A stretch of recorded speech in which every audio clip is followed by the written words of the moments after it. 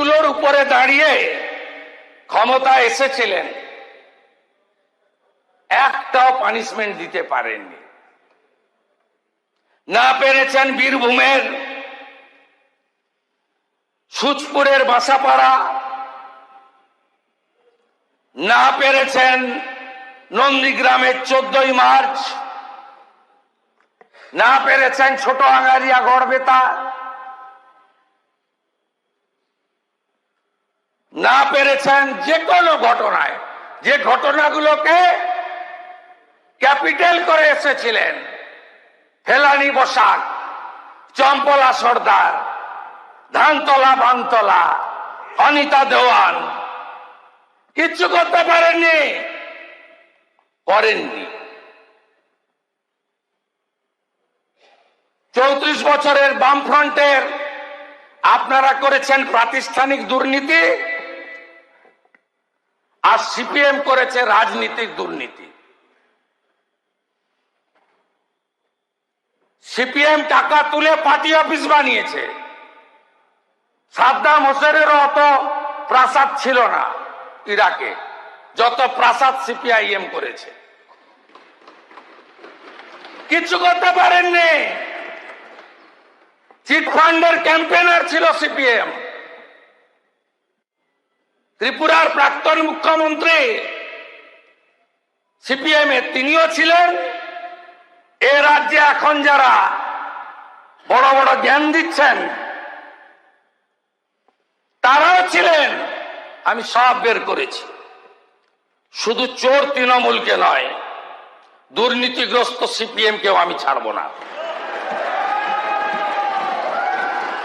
আপনি ভেবেছেন 11 সালের পরে আপনারা কম্প্রোমাইজ করে নিলেন,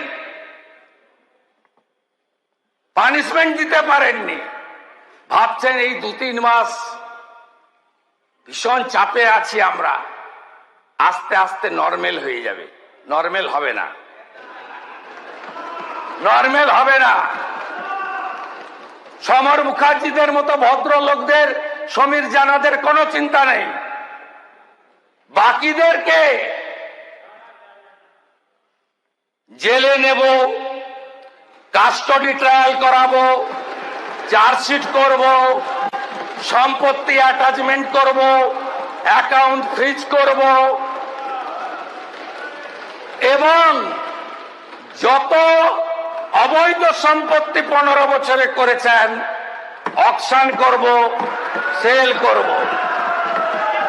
আরে এই জন্যই তো রিটায়ার্ড জাস্টিস বিশ্বজিৎ বসুর কমিশন,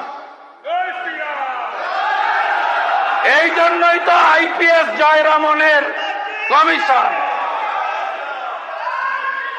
ভাবছেন 2.5 মাস কেউ ঢুকেছেন, অনেকে বেরিয়েও এসছেন, আবার ঢুকবেন।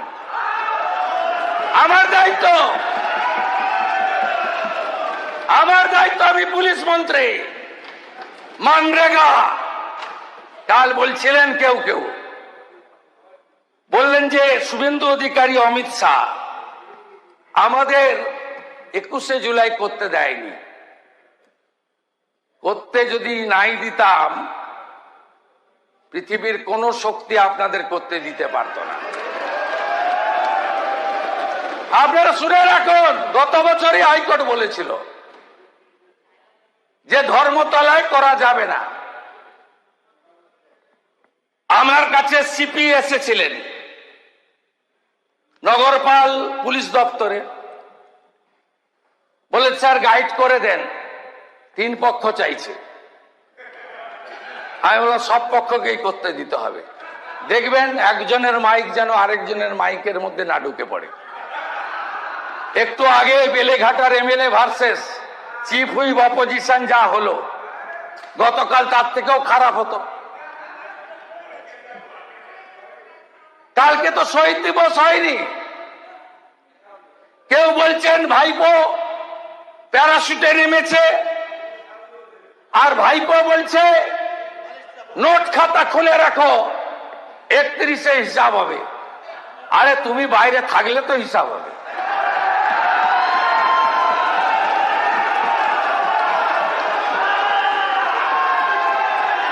চৌঠা মেয়ের পরে ডায়মন্ড হারবার গেছ,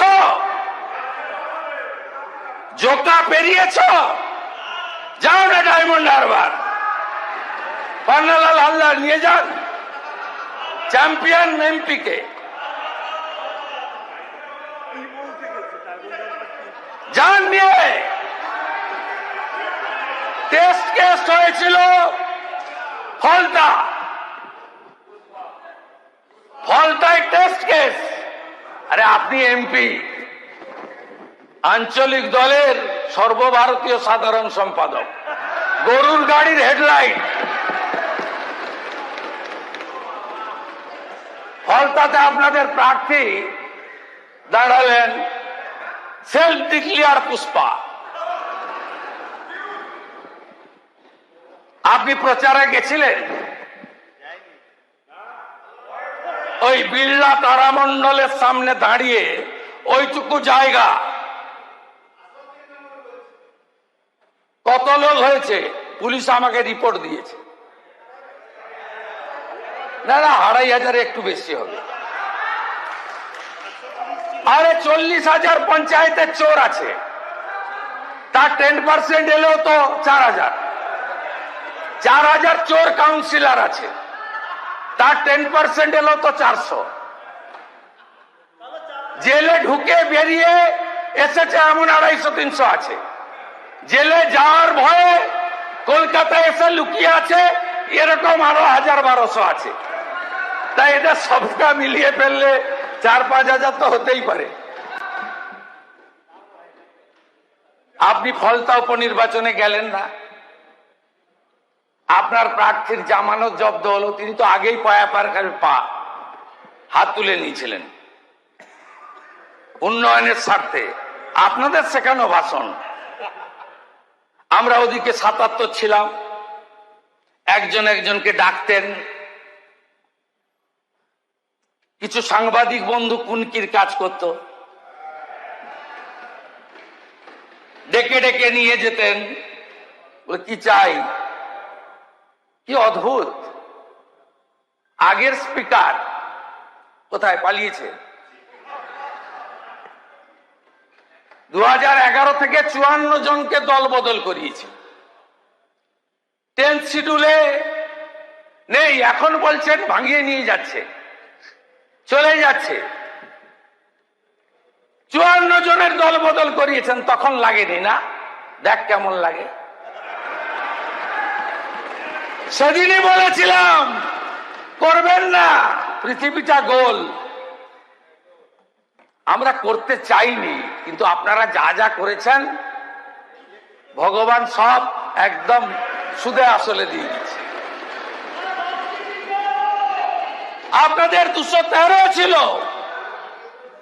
তারপরেও আপনাদের এদিক থেকে এমএলএ নিয়ে যেতে হয়েছে ভাঙিয়ে ভাঙিয়ে।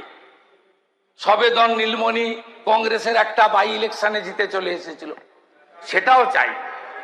ভাই ভাই সংঘ চাই, শনি ঠাকুর পূজা কমিটি চাই, শ্মশান কমিটি চাই, কবরস্থান কমিটি চাই, সব চাই, বিরোধী রাখবো না।